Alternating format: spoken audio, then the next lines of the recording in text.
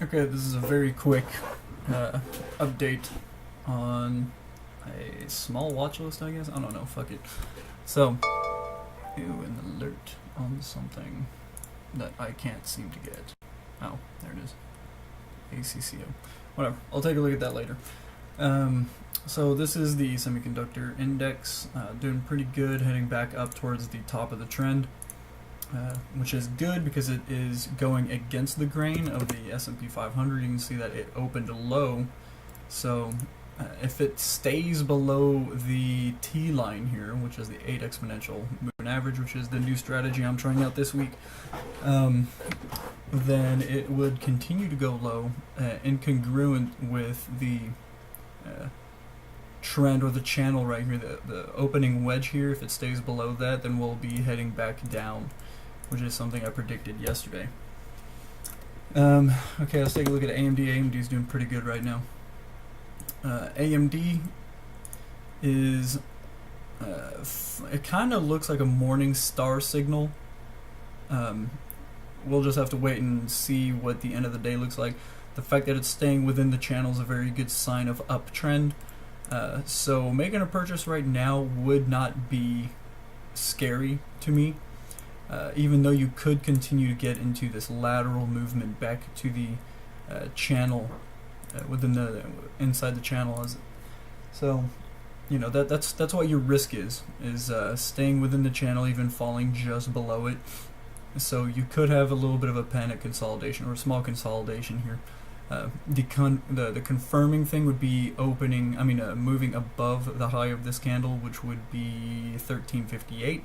So you can buy in right now. It's not too bad. If you look at intraday, what I am specifically waiting on is for this trend to head back down towards the VWAP. VWAP is the purple line you're seeing here. So a price of around 1312 wouldn't be a bad buy limit, if you will. So that wouldn't be too bad. You can but yeah, 1312 is not too bad. You'd be heading back up for a 20% gain on AMD, so this is looking pretty awesome. Let's take a look at the other semiconductors. Let's just take a look at Intel, see where they're heading. It seems as though they're doing their retracement pretty well. If we do a Fibonacci retrace on them, roughly around there. It seems as though they did reverse on the 38.2 and finding some support at the 33.6. This could technically be a buy signal because you kind of have this Morningstar Doji mix with the fact that it is staying over the exponential moving average here. So this could be another buy for Intel. Let's take a look at NVIDIA. NVIDIA staying well within the channel here, so we'll have to wait for confirmation above the exponential. But, oh man, semiconductors right now are looking really good. Let's take a look at QCOM or Qualcomm. Qualcomm still doing okay. We got a little bit of a panic consolidation here, something like that. Yeah, so if we can break above this area, we could head back up towards the 50 for a 3% gain. But QCOM, I'm not really worried about. I'm just using them as reference. So, AMD looking really good, like I said. Outside of that, let's bring up Edit. Edit, doing pretty good, reversing at the 28. Is that right? That 28.6. Anyway, around the $20 mark, doing its little turnover here. So I do foresee it coming back up a little bit. Man, I'm getting another alert for who?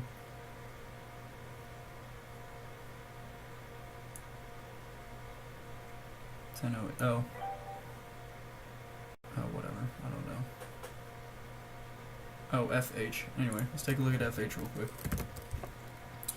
FH still turning on this trend right here, so just keep an eye on that one. We already looked at Edit.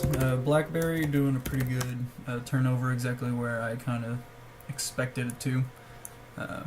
Right here, yeah, it's kind of doing its little turnover. If it can cross above the high of this one, that's why I have this little blue line here.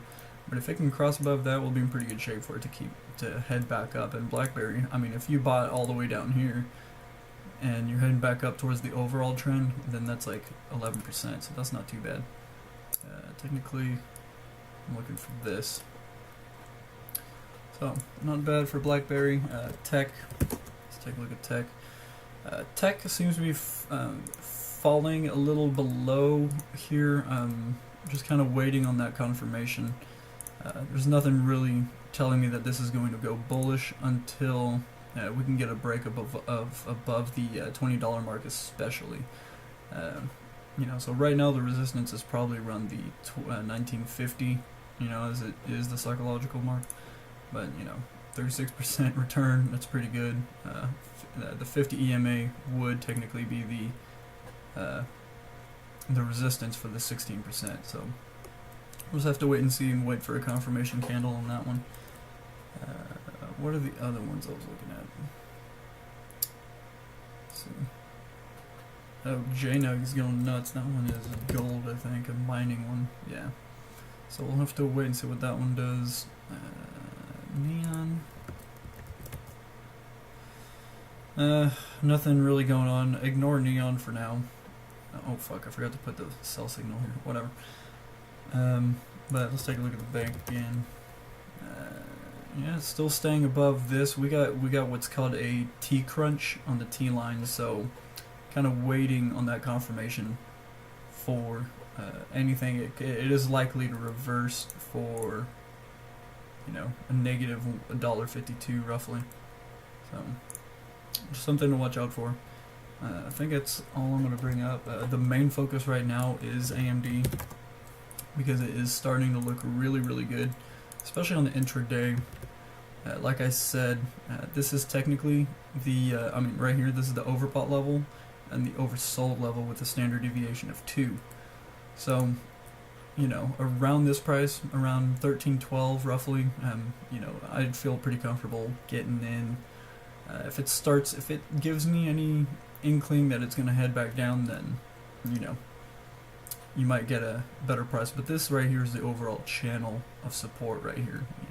Like I've been saying throughout all the videos, these blue lines, they're congruent with all of the charts. You know, like anything right here, anything I put here is going to show up on all my charts. Anything I put here is going to show up on all my charts. So this line is technically this blue line. So I think that's about all I want to say, really. Whatever. Anyway, see you.